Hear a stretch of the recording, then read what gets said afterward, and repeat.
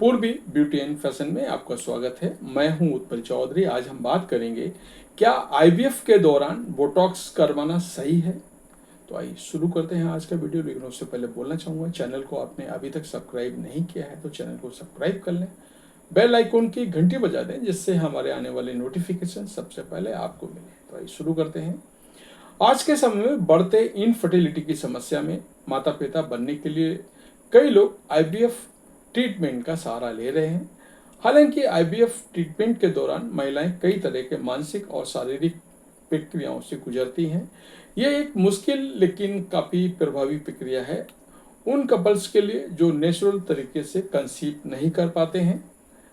IVF treatment के दौरान महिलाओं को कई हार्मोनल इंजेक्शन, दवाइयाँ और मेडिकल समस्याओं से गुजरना पड़ता है। हालांकि ऐसे समय में कई महिलाएं बोटॉक्स जैसे कॉस्मेटिक ट्रीटमेंट कराने की भी इच्छा रखती हैं ताकि उनका कॉन्फिडेंस बढ़ सके। लेकिन सवाल ये उठता है कि क्या आईवीएफ के दौरान बोटॉक्स सुरक्षित होता है? क्या आईवीएफ के दौरान बोटॉक्स ट्रीटमेंट करना चाहिए? अब तक कोई भी वैज्ञानिक अध्ययन नहीं है जो ये साफ तरीके से बता पाए कि आईवीएफ के दौरान बोटॉक्स लेना पूरी तरह से हानिकारक है या नहीं। इसका मुख्य कारण यह है कि बोटॉक्स स्थानीय प्रभाव वाली दवा है जिसे त्वचा के नीचे खास मांसपेशियों में इंजेक्ट किया जाता है। इसका असर सिर्फ उस हिस्से में होता है जहां ये दिया गया है और ये खून में बहुत कम मात्रा में जाता है। इसका मतलब ये हुआ कि प्रेगनेंसी के दौरान भ्रूण या गर्भाशय में हो रही प्रक्रियाओं पर इसका सीधा प्रभाव पड़ने की संभावना बहुत कम होती है। लेकिन इसका मतलब ये भी नहीं है कि पूरी तरह से सुरक्षित है। आईवीएफ के दौरान बोटॉक्स से परहेज क्यों करना चाहिए? आईवीएफ की प्रक्रिया हार्मोनल और फिजिकल तरीके से बहुत ज्यादा सेंसिटिव होती है।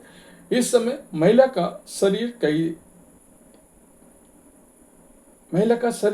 पहले ही कई तरह के हार्मोनल बदलावों और दवाओं के प्रभाव से गुजर रहा होता है। ऐसे में बोटॉक्स जैसे ट्रीटमेंट से शरीर का सामान्य प्रक्रिया में रुकावट आ सकती है। इसलिए आईवीएफ के दौरान बोटॉक्स से परहेज करना बेहतर माना जाता है। इसके अलावा इसके अन्य कई कारण भी हो सकते हैं जिनमें आईवीएफ के दौरान शरीर एक हार्मोनल दबाव से गुजर रहा होता है। ऐसे में बोटॉक्स जैसी दवाएं शरीर पर रिएक्ट कर सकती हैं। बोटॉक्स से कुछ महिलाओं में एलर्जी, ब्लोटिंग, सिरदर्द, इंजेक्शन साइट पर दर्द और फ्लू जैसे लक्षण नजर आ सकते हैं। ये प्रभाव आईवीएफ प्रक्रिया को मुश्किल बना सकते हैं। आईवीएफ पहले से ही मानसिक तनाव का कारण बन सकती है। ऐसे में अगर बोटॉक्स से किसी तरह की समस्या हो जाए तो ये तनाव को और ज्यादा बढ़ा सकता है। बोटॉक्स भ्रूण पर सीधा असर नहीं डालता है, लेकिन कोई भी दवा आईवीएफ के दौरान कंसीव करने की संभावना को प्रभावित कर सकती है। आईवीएफ के दौरान स्किन ट्रीटमेंट पर डॉक्टर की राय क्या होती है, ये डॉक्टर ही बताएगा। मेरे हिसाब से ज़्यादातर फर्टिलिटी एक्सपर्ट ये सलाह देते हैं कि आईवीएफ के दौरान कोई भी कॉस्मेटिक ट्रीटमेंट, खासकर इंजेक्शन के रूप में, टालना समझदारी होता है।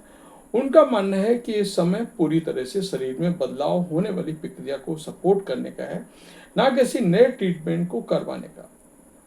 डॉक्टर ये भी मानते हैं कि अगर बोटॉक्स लेना जरूरी है तो इसके लिए भी सावधानी बरतनी जरूरी है और डॉक्टर की सलाह पर ही ये लेना है नहीं लेना डिसाइड करना चाहिए। हालांकि कॉस्मेटिक के लिए बोटॉक्स कराने की प्रक्रिया को टालना ज़्यादा बेहतर रहेगा, ऐसा मेरा मानना है।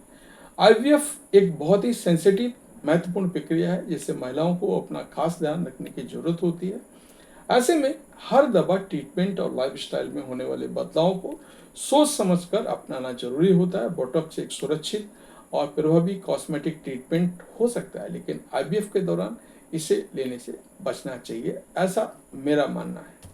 तो ये था हमारा आज का वीडियो। आपको कैसा लगा हमें अवश्य बताएं। धन्यवाद।